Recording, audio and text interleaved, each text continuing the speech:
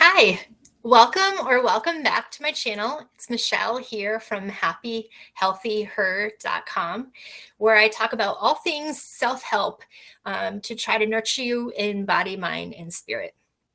So this is going to be the second of our compassionate chats.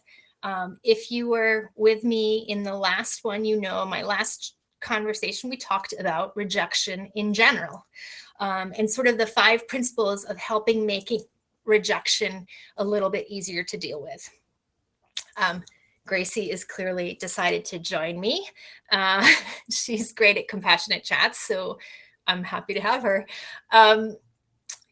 In that last video, I did go over some of the more basic things about rejection and how it can actually be very empowering. It can actually be the best thing that ever happened to you. Today, I want to talk a little bit more specifically about rejection in online dating, because it is such an inevitable part of that process, and it is very difficult to navigate, especially if you're not aware of it. It's actually the reason why I wrote my first book, Online Dating for Sensitive Women, was because the battleground that was online dating was so new to me and so difficult. And so I don't want that for other people, men or women. As a little bit of a backstory, you might be thinking, what is this woman's obsession with rejection? And the biggie, as I think about it, is that I self-rejected a good portion of my life. I didn't put myself out there. I didn't date all through high school. I didn't date in college. I think I just had this sense of fear around getting hurt or around being in an intense connection. But also I was afraid of being rejected. And so it was just so much easier to just keep people in the friend zone and just hang out with people and not have the complication of a romantic relationship. And what's so interesting about this is that I grew up with a mother who used to say to me all the time, you must kiss a lot of frogs if you're going to find your prince. And I was like, yeah, no, I'm not going to do that. That sounds terrible. And I sort of resisted that and ended up essentially marrying the first man I met who really kind of gave me a lot of attention. But he, as you may have gathered in the last video, he ended up love bombing me, and he was actually quite narcissistic, and that relationship was not healthy at all. So my mother was right. You do need to meet people. You do need to put yourself out there, and you do need to experience rejection to finally find your place in the world and to find your most ideal relationship. I know that's hard. Nobody wants to do that, but it's such a growth experience, and it really is important for our evolution. And so that's why I'm such an advocate for this. So to begin, I really just want to say something that I've said in before, and I will continue to say throughout this video, is rejection is inevitable. The thing about surrendering to that truth is it takes away the sting.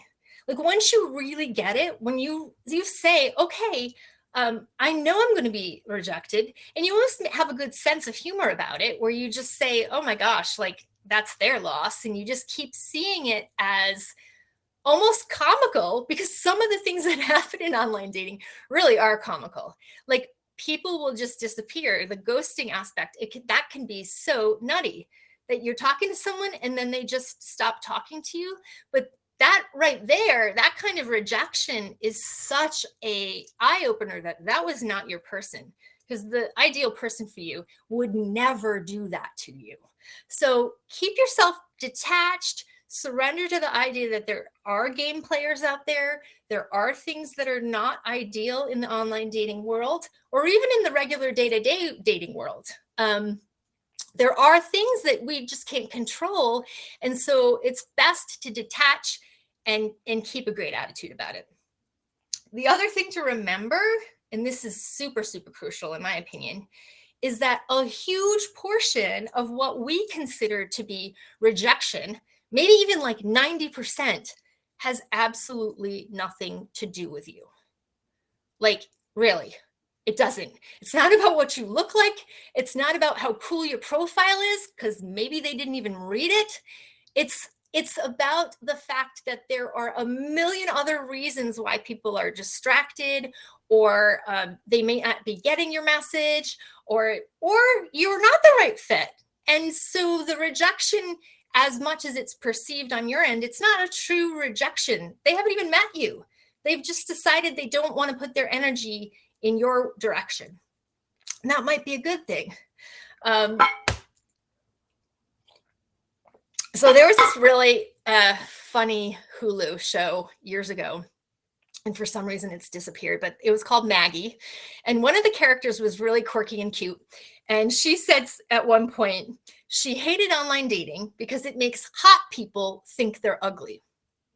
And that felt so profound to me, because I have met a lot of attractive people, even when I was dating, and even friends that I know are really attractive, who have had crickets in online dating, or they've had no luck, and it's a really strange phenomenon.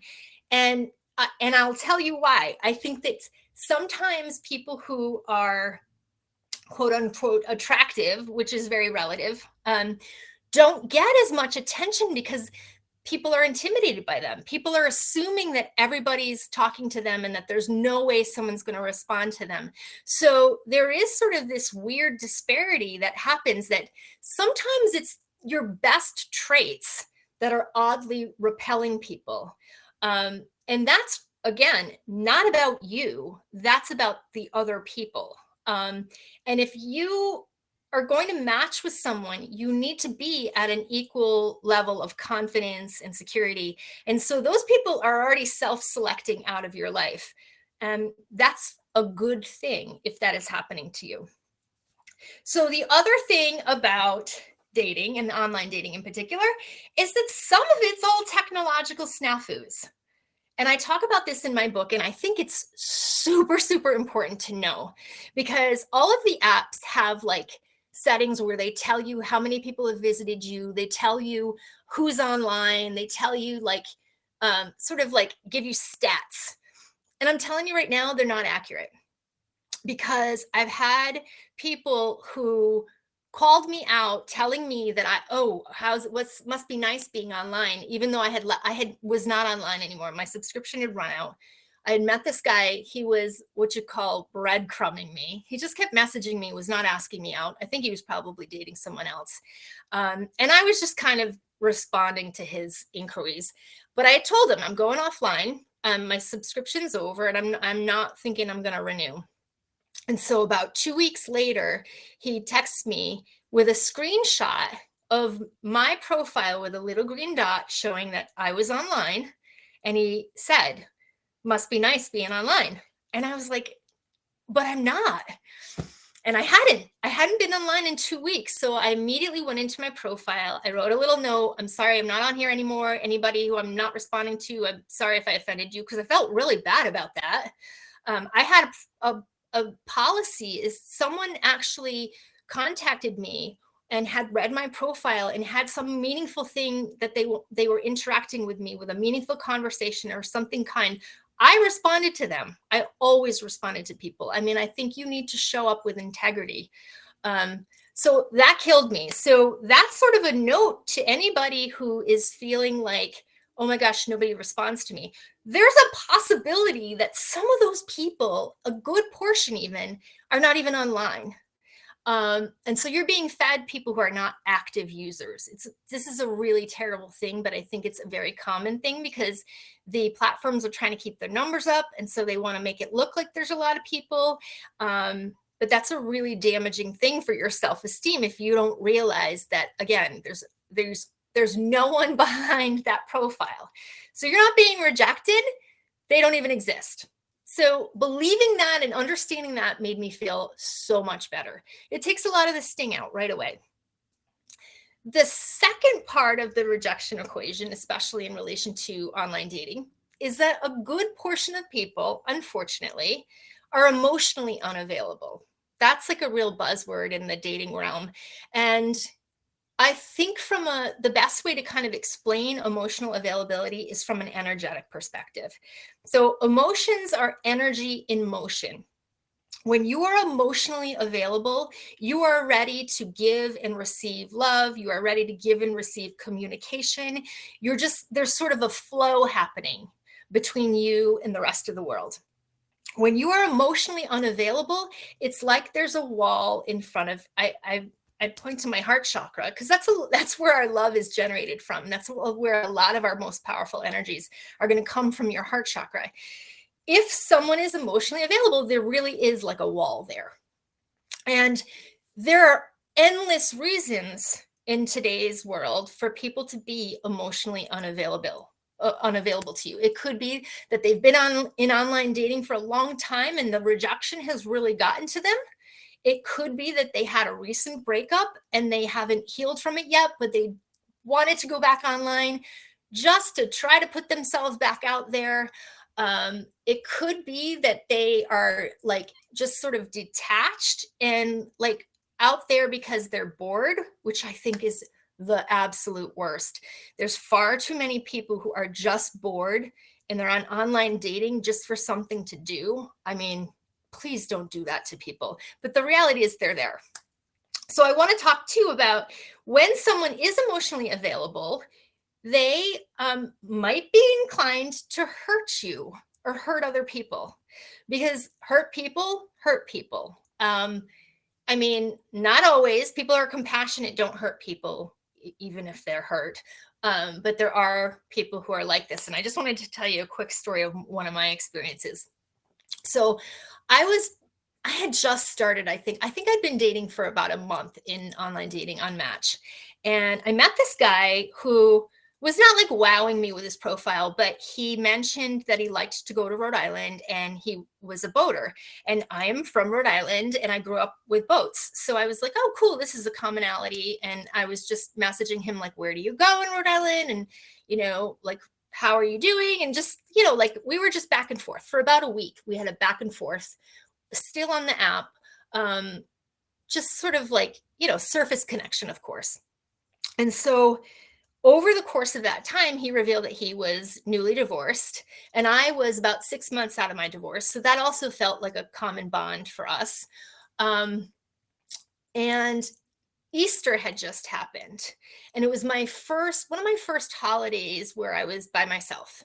I had been invited to go be with my sister's family, but it was too far of a drive, and so I just kind of stayed put. And he revealed the following Monday that he had been alone for his first Easter. And, it was clearly to me that he was really sad about it. And I said, oh, it's too bad. Like, we didn't know. Maybe we could have met up for coffee or something. And he responded quickly with, I would have never met up with you. I only meet up with people who are special. And I was stunned. Like, it felt like being punched in the stomach because I wasn't super into the guy. And I was just being friendly, but I couldn't believe anyone would actually say to me, you're not special, basically. And so I immediately just like receded my energy and I felt really bad. And that was the first time, and probably one of the only times actually, where someone was really harsh to me. But because I'm so sensitive, it immediately hit my whole field. Like I literally felt myself like wanting to cry. And I had to really process that. I talk in the book about when you do have someone come at you like that, you need to ground your energy, literally have your feet on the floor, try to pull an energy from above and, work with any self-love techniques you have and share some in the book, but like affirmations help. Just trying to really sort of nurture myself. And it took me a little bit to get back on my footing after that guy, but now I kind of laugh at it. And this is what I'm sharing this with you so you could actually see sort of like the craziness that someone would be that harsh and that hurtful for no good reason. So just be mindful that there are people showing up like that and they're behind a computer so they can say and do whatever they feel like doing. So again, as I mentioned, the bored people who are also emotionally unavailable, they might be married. They might be in another relationship. And so they're it is in your best interest if they reject you, or if their communication is sparse, because then you're not going to get attached to it. Know this: you deserve someone who is fully invested in you. That means regular communication, consistent and not delayed. Like, if people are taking days to respond to you, I mean, the first thing you can say to them is, it seems like maybe you're not vibing with me. Like, I love regular communication. You can be really open about what your needs are. I think that's important. But if they're still like, it's like a push and pull thing and you're not feeling a vibe, move on, because it's not worth your energy drain to deal with someone like that. On that note, if you are really sensitive, you may be inclined to say, oh my gosh, but the person was hurt and their emotional availability is because they just don't feel well about themselves, and I need to fix them. I need to love them. I need to nurture them. Oh, sweet. I know this too well, and I can tell you you do not want to fall into that trap. You need to know that everyone showing up in online dating is an adult, and adults are fully responsible for their behavior. You do not have to be responsible for helping, supporting, nurturing anyone. It's a mutual exchange. All adults should be showing up with reciprocal energy and with an intent of giving and receiving in equal measure. So please don't fall into the just giving to people who are emotionally available, because you will end up very, very drained. So the other thing to understand about rejection is that there are people, similar to how I mentioned how I wouldn't put myself out into dating. I was self-rejecting, basically. There are definitely people in the online dating world who are doing the same thing. And in my dates with the men I met, I asked a ton of questions. Like, our dates usually were like 3 to 4 hours. I'm very introspective. I love deep connection. I love conversation. And it was so fun for me, actually, to meet people for the first time and get to know them and like really ask them what makes them tick. And then I would also ask what their experiences were like in online dating, and just kind of picking their brain, because I was so new to the world, that world of online dating. And it was so intriguing to me how many men told me that they wouldn't interact with women for certain characteristics that they perceived. So one man told me that if a woman lived in a district, in a town that was considered to be wealthy. Now, I live in Connecticut. There's actually quite a few wealthy towns.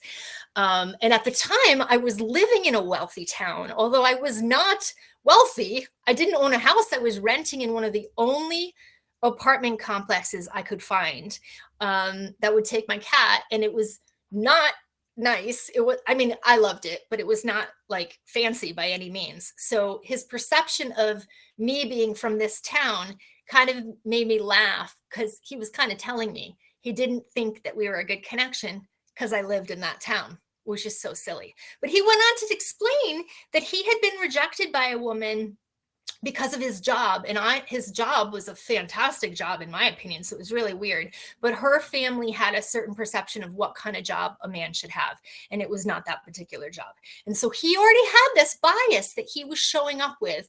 And he was picking women that he thought were not wealthy, were not going to be high maintenance, so to speak, and that wouldn't reject him. And so that was, again, his own thing. And it was really interesting for me to hear that perspective, because it made it, again, really clear that any rejection from someone is not necessarily about me.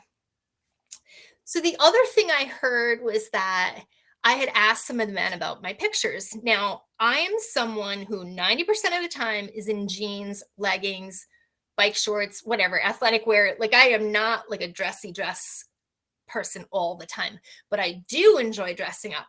If I'm going out to a corporate work environment or something, I'm going to dress up. If I'm going out to a special event, of course, I'm going to get dressed up. And I do enjoy that. But I go to like dressy events maybe 4 times a year, if that. And that's what was so funny. So I had pictures of myself that were predominantly dressed up, simply because I thought these are the best pictures I have of myself. And what that was doing was giving the men the perception that I just dressed up all the time and expected to be taken out to fancy dinners and like, which is so not me. I'm very down to earth. I'm not high maintenance. So it was really interesting to have men tell me that was that was the vibe I was giving off. So I share this again so that if you maybe are giving off a vibe that isn't really you, that maybe you step back and you look at your profile and you look at your pictures and you say, am I really representing myself and the way that I show up in reality, the way I really am? Because it's going to be really important, obviously. Or again, you're going to get rejected for a reason that's not true to who you are. The same can be said about your educational status. Some people will see that if you have a master's degree or something, that you're just like above their level. And my stance when I was dating was I didn't care about any of that stuff. I just wanted a nice person. And so I was very clear to say, I'm happy to date, all types, blue collar, white collar, whatever. Educational status was not that important to me. Intellect, of course, is. So that's a little bit of discernment, but the educational status, not important. That didn't mean that there weren't men that was important to. And so that could be another way where you're just sort of being pushed out of the pool inadvertently. The other thing is that parenthood is a big piece in the online dating. And I think hopefully people are honest about whether or not they're a parent and their needs around that and their time availability. But there were a few men that I dated who were parents who I realized pretty quickly that they didn't have time to date. They didn't have time for me. And while I thought it might be nice to date someone who had children because I love children, it really became sort of painfully apparent that wasn't going to be the most ideal match. Painfully, I say initially, I was sad about that.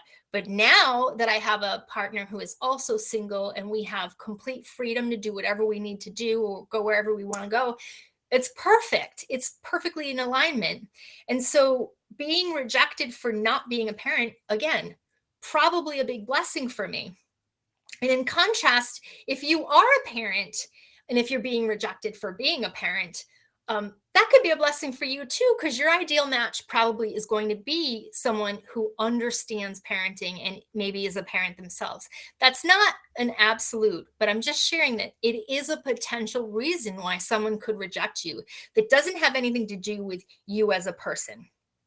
So the bottom line with all of this, if you haven't picked up the vibe, is that we can be rejected in so many ways that have nothing to do with us. And understanding that really helps you to take yourself out of the picture and not get hung up in I'm not good enough or I'm not pretty enough or any of the stuff that we do. Oh my gosh, we all do this to ourselves. Try to pull yourself out and realize that there are way more perspectives than you can really be aware of, and maintain openness, because what's willing to come your way could be something that you're not even expecting. So what can you even do? Like, we talked a lot about the rejection and it's kind of a bummer, but what can you do about all this rejection? How can you make yourself feel better when you're in online dating so that the rejection doesn't pull you down? So I'm going to go over a couple things that I have as suggestions. Some of these I share in the book, but I think they're just general suggestions for living a happy life, to be totally honest with you. And the first is fall in love with your life in whatever way that feels good to you. Fall in love with your habits and your hobbies and your work environment, your home environment. Fill your life with all the things that give you joy. I have a joy guide. It's free. I'm going to link to it below. It's so important to me that people have joy in their lives. That's why I put the guide together, for no other reason than that. There's 33 different things like music, things like concerts, things like walks in nature, enjoying flowers, enjoying sunsets, whatever it is that brings you joy. put as much of that in your life as you possibly can. Because honestly, joy attracts joy. Love attracts love. When you fall in love with your life, that's when you start attracting other people who are in love with life. And then you get magnetized to the right match for you. The other thing around that is be grateful for what you have. Gratitude can actually lift you in a lot of different ways. So seeing the rejection, the people who didn't work out as a blessing can actually be so helpful, because it will show you that the universe has your back and will not let you get into a relationship that isn't healthy for you many times. If you surrender to that and you don't try to cling, many times the things that are meant for you will come, and the things that are not meant for you will go. So the other piece of falling in love with your life and sort of being open is trying new things. Go out on your own. Like, I can't stress how good this is to just your own independence, your own detachment from the need to be with other people all the time. If you are someone who really has a little bit of an anxious attachment style, or you feel like I need to be in a relationship, when you get clingy like that, you're bound to attract people who are takers. That's just sort of the way the energy works. If you're like, oh my gosh, I need someone so bad, you're going to attract someone very likely who's narcissistic and can see in you that need, and they will feed off of you. So it's really important to be detached from the idea of a relationship, and to want to date because it's fun, to want to date because it's new opportunities, not just attached to the idea, I need to date so I can find someone and lock them down. Like, that's not going to be good energy for you. And along those same lines, keep your energy open. Be willing to accept and meet new people without attachment to the outcome. Before you even meet someone, it's like, okay, this could go well, this could not, whatever, I'm open to whatever, and giving people a shot. So we are not very good at picking people. Okay, so this is the thing. Historically, most of us are not really great at picking the best match for us.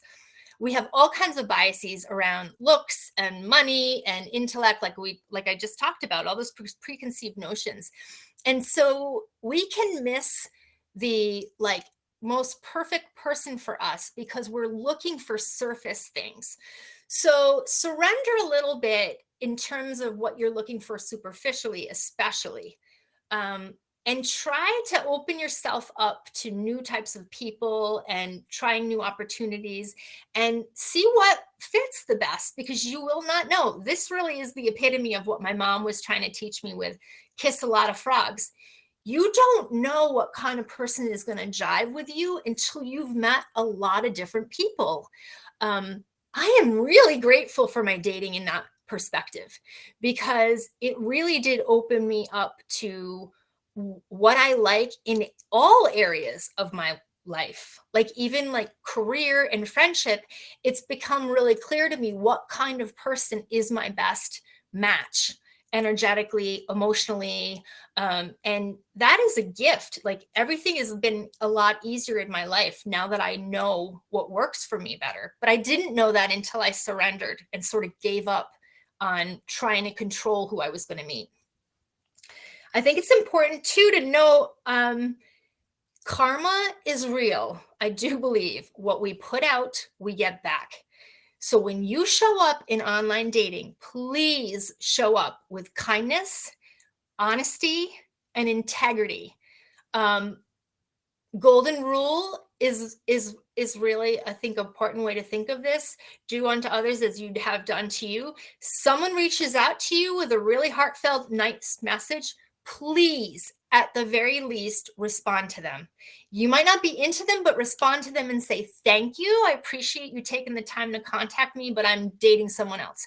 Or I don't think we're a fit because you live too far away. Or whatever it is. It's great if you can give people some closure, because you don't want to be part of that rejection process. You don't want to be, I mean, granted, you are going to be rejecting someone, but when you do it like that, the sting is way easier. I mean, I can think of several men who did that, who said, I just met someone else. I want to give it a shot. I was so grateful to those men. It didn't feel like rejection at all. It just felt like, okay, not a problem. Go have fun. I wish you the best. And most of the men I met would tell me that they were so grateful when I would respond, because they said nobody was responding to them, and how disheartened they had gotten. So when we talk about this rejection thing, it's on both sides. It's men, it's women. It's an ugly culture that we can break if we're willing to show up differently. So show up differently. If you are in online dating, show up and be good, be kind. You don't have to get trapped into a back and forth with someone who you don't like or who's being rude to you, but you do want to have some way of telling the person, I got your message, I'm not interested, I wish you the best. Like, just try to shine your light and be positive in as many ways as you can in the world. And this, if you're in online dating, this is a way you can do that. So I hope this helped. If it did, please go ahead and hit the thumbs up. And if you are interested in any of the things I've been talking about, please go ahead and subscribe. Either way, I totally appreciate your support. And as always, I wish you happiness and good health always.